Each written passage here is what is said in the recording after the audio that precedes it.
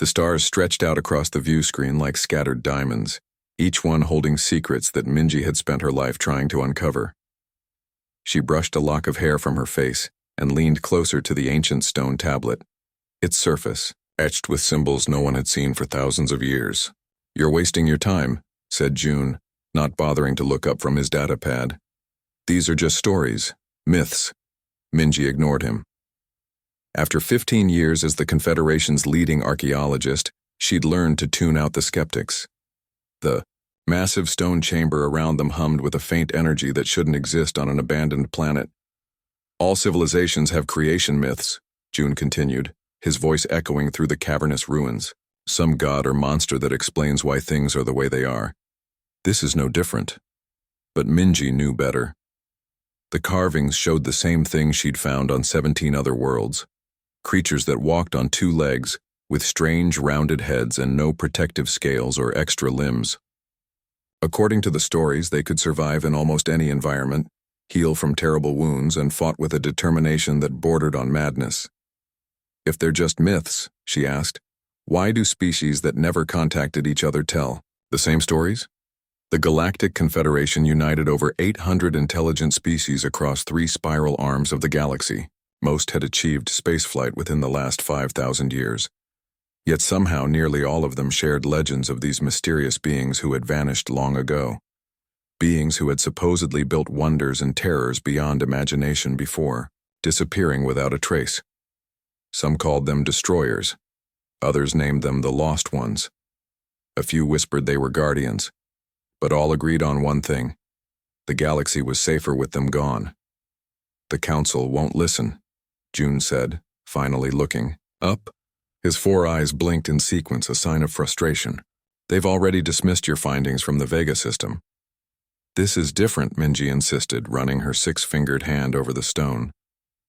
"This technology dates back at least 50,000 years, but it's more advanced than anything we have now. How is that possible?" Before June could answer, their communicators buzzed simultaneously.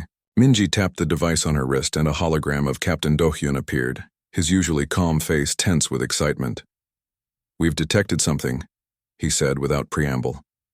"At the edge of explored space, a signal coming from the yellow star system we charted last cycle, the one we thought was empty." Minji felt a chill run through all 3 of her hearts. "What kind of signal?" "Artificial. Deliberate." Do-hyun paused, mandibles clicking nervously. "And it's an invitation. Thousands of light years away, on the 3rd planet from that yellow star, a woman named Sunho stood on a grassy hill, looking up at the night sky. Unlike the aliens discussing ancient myths, she knew exactly what had happened to the legendary beings they feared and revered. She was one of them. "They're coming," she said to the tall man beside her. Taeho nodded, his weathered face solemn in the moonlight. "After all this time, are we ready?" Sunho thought about the bunkers deep beneath the ocean floors, the technology their ancestors had hidden away centuries ago when they chose to become simple farmers and fishers instead of star travelers. She thought about the children in villages across Earth who grew up hearing stories of their true heritage, but believed them to be just fairy tales. "We don't have a choice," she said. "The beacons are awakening. It was only a matter of time before someone found us." Taeho sighed, his breath visible in the cool night air. "The others won't be happy. We've had peace for so long." "Peace built on forgetting who we are," Sunho replied. "Maybe it's time to remember." Back on the ancient ruins, Minji carefully packed the small artifact she'd discovered hidden within. The wall, a metal cube no bigger than her palm, covered in those same strange symbols. According to the writings, it contained knowledge about the mythical beings, perhaps even where they had gone. As their ship broke orbit, heading toward the Confederation headquarters to report their findings, she gazed out at the stars and wondered what they would find in that yellow star system. After all her years searching for evidence of these legendary creatures, she never considered the possibility that they might still exist, and she never imagined they might be watching. In the vastness of space, a small scout ship altered course, heading toward a planet called Earth. carrying the first ambassadors of the Galactic Confederation into humanity's waiting arms. Too late. They would discover the truth. Commander Hyunwoo had seen many strange worlds in his 30 years of space exploration, but nothing had prepared him for Earth. The small blue-green planet hung before them like a jewel, swirled with white clouds and gleaming oceans. It looked so peaceful, so ordinary.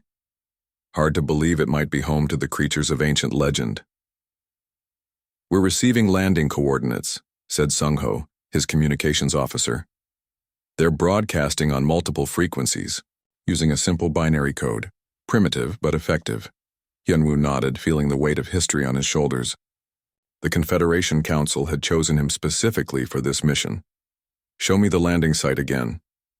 The view screen shifted to display a large open field surrounded by forests. Nearby stood simple structures made of wood and stone. Nothing, like the gleaming crystal cities of his homeworld. "Scan for weapons," he ordered. "Nothing detected," replied Junyoung, running his 3-fingered hands over the sensor controls. "But there's something strange about their biology. The readings don't match any known species." Hyunwoo felt a flutter of nervousness in his stomach chambers. "Begin descent. Remember the protocols. No sudden movements. Keep all secondary limbs retracted, and no one shows their feeding apparatus." The ship hummed as it broke through the atmosphere, clouds parting around its sleek form. Below, Hyunwoo could see tiny figures gathering in the field, hundreds of them, looking up at the sky. "They're not running away," Sung-ho observed with surprise. Most primitive species panic at first contact. The landing was smooth, the ship settling onto the grassy field with barely a tremor. Through the viewports, Hyunwoo studied the creatures waiting outside. They stood on 2 legs as the legends described, with flat faces and rounded heads covered in various colors of fur. They wore simple coverings made of plant and animal fibers, and many held small reflecting devices pointing at the ship. "Recording. Technology," Junyoung said, analyzing the data. "They're documenting our arrival."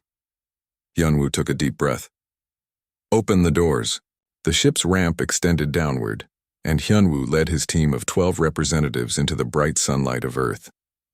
The air was richer in oxygen than they were used to, making him feel slightly lightheaded. From the crowd, a single figure stepped forward, a female based on her body structure. She was shorter than Hyunwoo expected, barely reaching his chest, with dark hair pulled back from her face and eyes that seemed to study everything about them. "Welcome to Earth," she said, in a clear voice. "I am Gina, chosen to speak for our people. We have waited a long time for this day." To everyone's surprise, the ship's translation systems understood her perfectly. Their language patterns matched several ancient texts found in the ruins, Sung-ho whispered. "How is that possible?" Hyunwoo stepped forward, performing the traditional greeting gesture of his people, a complex movement of his upper limbs that symbolized peaceful intentions. "I am Commander Hyunwoo of the Galactic Confederation," he said. "We come in peace and friendship." Gina smiled, showing flat white teeth. "We know who you are. Please follow me. We have prepared a place to talk." The aliens were led to a large wooden structure where food and drinks waited. Hyunwoo noticed how simply these humans lived. Their technology seemed primitive, with none of the quantum interfaces or neural networks common throughout the Confederation. "You must have questions," Gina said as they sat around a large table. "As do we." "How did you know we were coming?" Hyunwoo asked. "We've been watching the stars," she replied. "When your scout ships entered our system last year, we decided it was time to reveal ourselves." The conversation flowed easily, too easily. These humans seemed unnaturally comfortable with meeting aliens for the first time. They asked insightful questions about Confederation politics and technology, showing none of the religious fear or scientific confusion typical of first contact scenarios. "I don't understand," Hyunwoo said. "Your civilization appears to be pre-industrial, yet you understand concepts like faster-than-light travel and quantum communication." Gina exchanged glances with an older male human named Taiho. "We have preserved knowledge from our past," she said carefully. Before Hyunwoo could ask more, A tremendous cracking sound split the air. Outside, one of the large metal structures they had brought for geological sampling had collapsed, crushing several humans beneath it. No! Hyunwoo leapt to his feet, horrified. Such an accident would be a diplomatic catastrophe. But to his amazement, the humans trapped under the heavy metal were pulling themselves free. One man, his arm clearly broken, simply pushed the bone back into place with a grimace. Another woman, whose torso had been crushed, stood up and brushed herself off as if nothing had happened. "Don't worry," Gina said, noticing his shock. "We're tougher than we look." That night, as the diplomatic team rested in their ship, Hyunwoo reviewed the day's recordings with growing unease. "Their healing abilities are impossible," Junyoung said. "And did you notice how they eat both plants and animals? Their digestive systems can process almost anything." "They showed us their history," Sungho added. "These humans have survived multiple extinction-level events, ice ages, supervolcanoes, meteor impacts. Each time they not only survived but thrived." Hyunwoo remembered the ancient myths of beings who could adapt to any environment, heal from any wound, and fight with unnatural determination. "There's something else," he said quietly. "When I asked about their wars, did you see how they answered? They spoke of millions dead with such casualness, as if the numbers meant nothing." Outside the ship, the night was alive with sounds, humans celebrating their first contact with aliens. But beneath the joyful noise, Hyunwoo couldn't shake the feeling that they had stumbled upon something ancient and dangerous. "We need to report to the council," he decided. "I believe we've found them, the creatures from the legends. And they've been hiding here all along." In the darkness outside, Gina stood watching the alien ship, her eyes reflecting the starlight. "It's begun," she whispered to herself. "After all these centuries, it's finally begun." Jiwoo had never seen anything like the human archives. As the Confederation's leading xenohistorian, she'd studied countless alien civilizations, but Earth's libraries were different. Instead of the crystal data cores or neural networks common throughout the galaxy, humans stored their knowledge in the most primitive way imaginable. Flat sheets of processed plant fiber bound together into objects they called books. "This is just one small library," said Minho, her human guide. "We have larger ones in cities like New York and Beijing." Jiwoo ran her fingers along the spines of the books, marveling at their simplicity and durability. "How do you search for information?" Minho laughed. "The old-fashioned way. We look." It had been 3 weeks since first contact, and the cultural exchange was in full swing. Humans had welcomed the alien delegation with surprising warmth, opening their homes, schools, and archives to the visitors. Everyone wanted to learn about the vast galactic confederation spanning thousands of star systems. Yet Jiwoo couldn't shake the feeling that the humans were hiding something. "I'd like to hear your music," she said, changing tactics. According to Commander Hyunwoo's reports, there was something unusual about human artistic expression. Minho's face lit up. "I was hoping you'd ask." He led her to a different room where a large black instrument dominated the space. "This is a grand piano, one of our oldest instruments." He sat down and placed his fingers on the white and black keys. The music that filled the room made Jiwoo's skin prickle with recognition. The mathematical patterns in the sound waves matched perfectly with inscriptions she'd studied from the ancient ruins, the ones Minji had discovered before first contact. "That pattern," she said, her voice trembling slightly. "Play it again." Minho looked surprised but repeated the sequence of notes. "It's just a simple chord progression. Bach's Prelude in C major. It's over 300 years old. May I?" Jiwoo took out her datapad and displayed a holographic image of the stone carvings found on a planet 60 light-years from Earth. These markings were left by a civilization that disappeared 50,000 years ago. Minho stared at the familiar pattern, his expression unreadable. Then he closed the piano lid slowly. "I think you should talk to Sunho. She's our historian." Sunho wasn't what Jiwoo expected. The elderly human woman lived in a small house by the ocean, far from the main areas where the diplomatic meetings were taking place.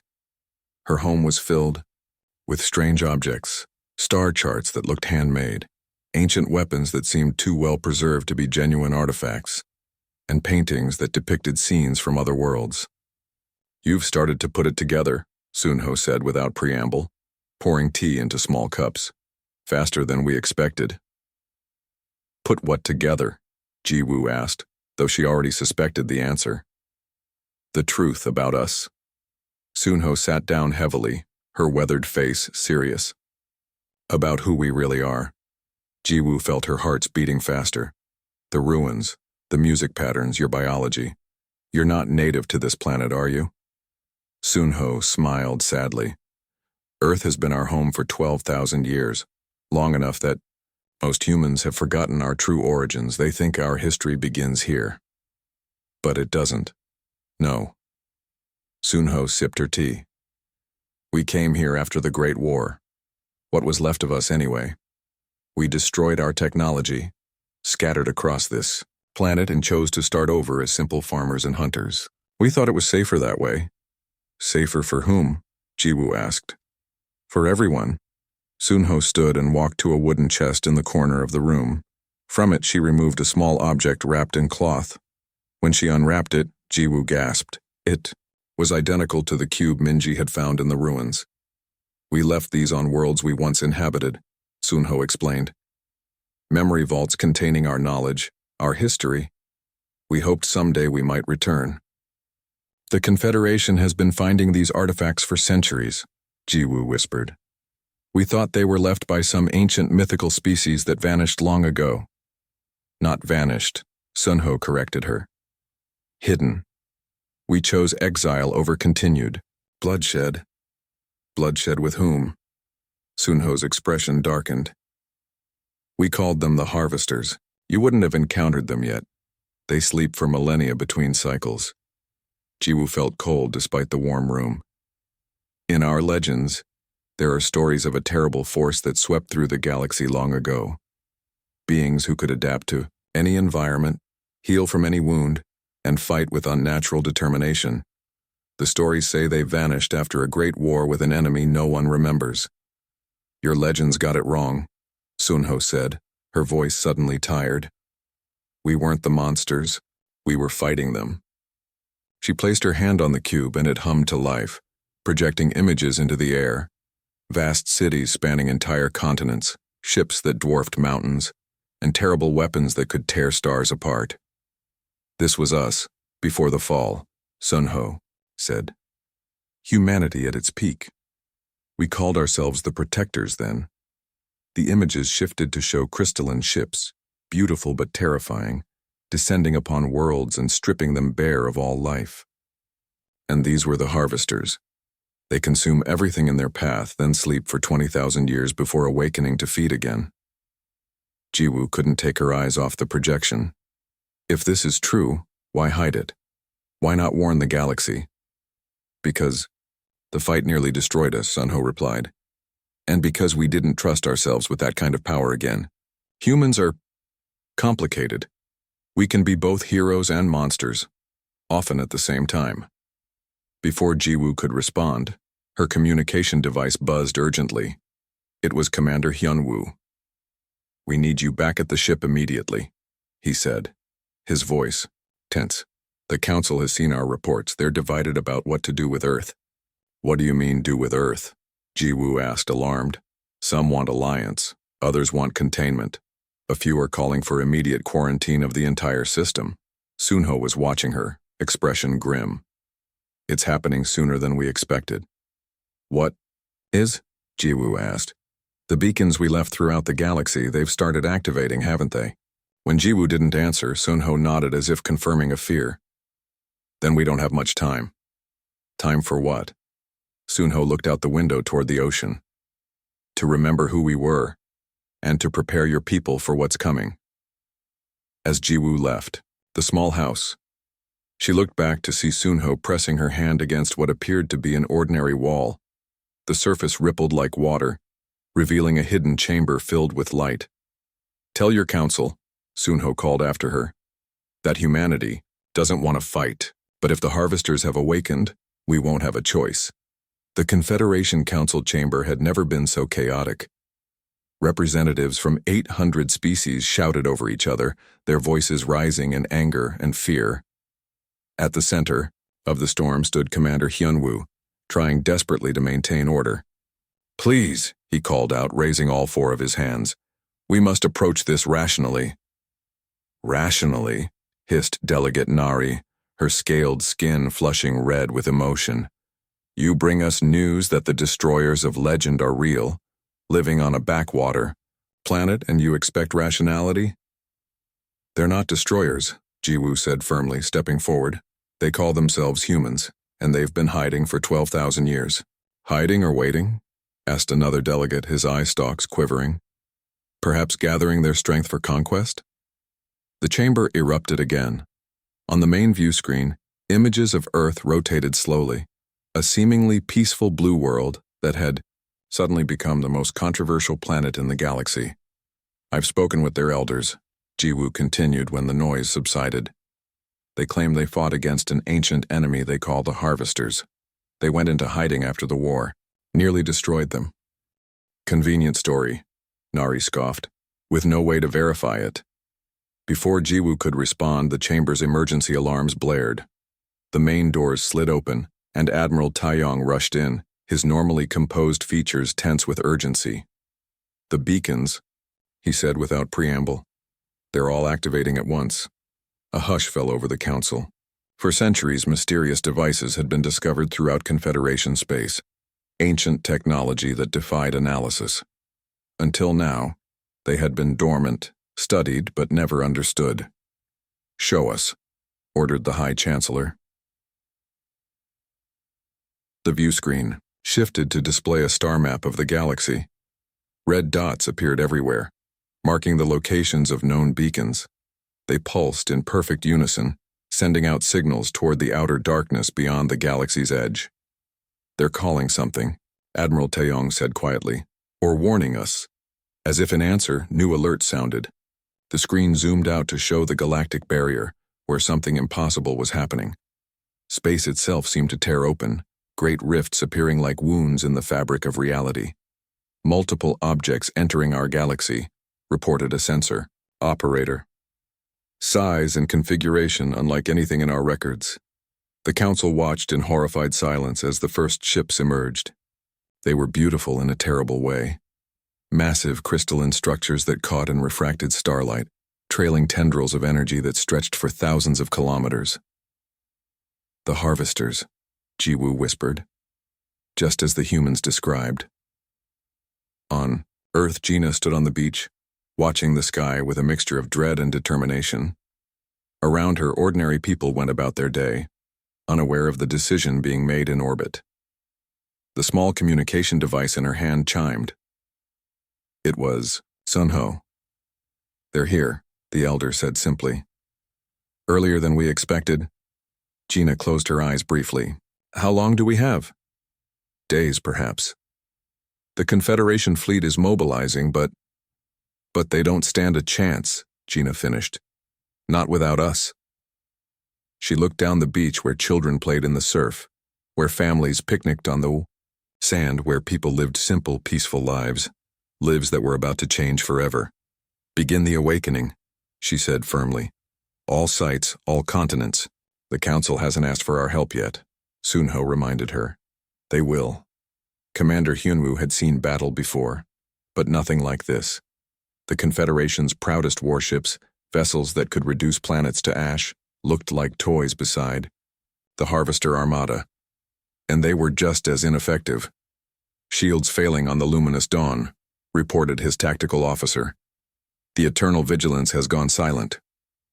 On the view screen, a Confederation heavy cruiser vanished in a flash of light, as crystalline tendrils wrapped around it, draining its energy in seconds. "Fall back to defensive position Beta," Hyunwoo ordered. "Focus fire on the smaller vessels." But there were no smaller vessels. Every Harvester ship was a mountain in space, impervious to their weapons and hungry for the energy of living worlds. "Commander," his communications officer called. "We're receiving a transmission from Earth. Text only." Hyunwoo frowned. "Display it." The message was simple, We can help. Let us remember who we are. It's from someone named Gina, the officer added. Hyunwoo thought of the small human woman who had greeted them on first contact, how calmly she had spoken of her people's history, how casually her kind had shrugged off injuries that would kill most species. Send to all commands, he said after a moment's hesitation. Fall back to Earth. We're accepting their offer. Deep beneath the Pacific Ocean, in a chamber that had remained sealed for thousands of years, Gina placed her palm against a seamless wall. Light rippled outward from her touch, and the ancient security systems recognized her DNA. Unchanged, after countless generations of careful breeding to preserve what made humans unique. Access protocol remembrance, she said clearly. Authorization Gina, keeper of the Pacific Archive. The wall dissolved, revealing a vast chamber beyond. Inside stood row upon row of gleaming objects, not the primitive technology humans used in their daily lives, but machines built of materials no longer found in nature. Weapons designed to fight creatures that consumed stars. Similar scenes played out across the planet, beneath the Antarctic ice, in hidden valleys of the Himalayas, under the Sahara sands, in the depths of the Amazon. In each location, designated, keepers activated ancient repositories, awakening technology that had slumbered while humanity lived its simple existence. In orbit, the battered Confederation ships watched in amazement as new signals began broadcasting from Earth. The primitive YOR radio transmissions ceased, replaced by communication protocols that matched their own advanced systems. "This is Earth Command," came a calm voice over all frequencies. "Confederation forces, please clear a corridor between our planet and the approaching hostiles. We're launching in 5 minutes. Launching what?" Hyunwoo asked, bewildered. His answer came moments later as the oceans of Earth began to churn. Massive objects rose from the depths, vessels of impossible design, their hulls shimmering with energy fields that bent light around them. They weren't ships as the Confederation understood them.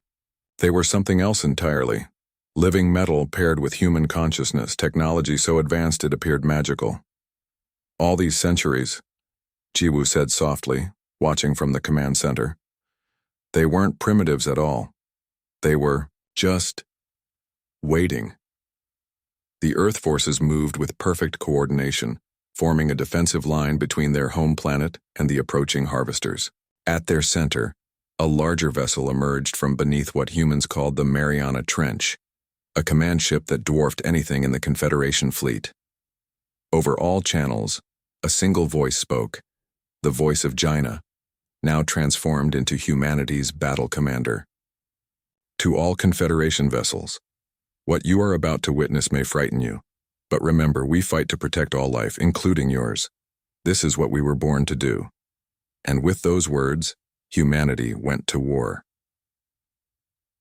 The space around Proxima Centauri blazed with energy as two ancient enemies faced each other once more. On one side, the crystalline ships of the harvesters stretched across the darkness like a glittering web. On the other, humanity's awakened fleet moved with impossible grace, their dark hulls absorbing light rather than reflecting it. From the observation deck of the Confederation flagship, Commander Hyunwoo watched with a mixture of awe and terror. Beside him stood Jiwoo, her historian's mind struggling to document what no living being had witnessed in 12,000 years. "They're not using conventional weapons," she whispered as another harvester vessel shattered into glittering fragments. "It's like they're manipulating reality itself." Hyunwoo nodded silently. The human ships didn't fire energy beams or launch projectiles. Instead, they created localized distortions in spacetime, crushing the massive crystalline structures or causing them to fold in upon themselves. It was beautiful and horrifying all at once. "The lead human vessel is hailing us," reported his communications officer. A moment later, Gina's face appeared on the main screen. Gone was the simple clothing and gentle demeanor of their first meeting. Now she wore a sleek interface suit that seemed to shimmer with internal light, and her eyes held a focus that cut like a blade. "Commander Hyunwoo," she said, "we need your remaining ships to fall back to these coordinates." A stream of data accompanied her words. "What happens next isn't safe to witness up close." "What are you planning?" Hyunwoo asked. Gina's expression softened slightly. Something we hoped never to use again. Please trust me. Before he could respond, the screen showed a new threat. 3 massive harvester ships, larger than any they'd encountered, were emerging from the darkness beyond the star system. Those are their seed ships, Gina explained, her voice tight. If even one reaches a populated world, it will consume everything, plants, animals, people, to create more harvesters. We can't let that happen. What do you need from us? Hyun-woo asked. Just stay clear, she replied, and remember what you see today. The communication ended. Hyun-woo immediately ordered all Confederation vessels to the designated coordinates, a safe distance from the battle zone. From there, they watched as the human fleet gathered around a single ship that had just arrived from Earth. Unlike the sleek battle vessels, this new arrival was a perfect sphere, its surface etched with intricate patterns that seemed to shift and change as they watched. It moved to the center of the human formation and began to pulse with a soft blue light.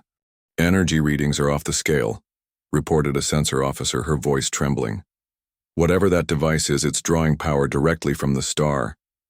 The sphere continued to brighten until it rivaled Proxima Centauri itself.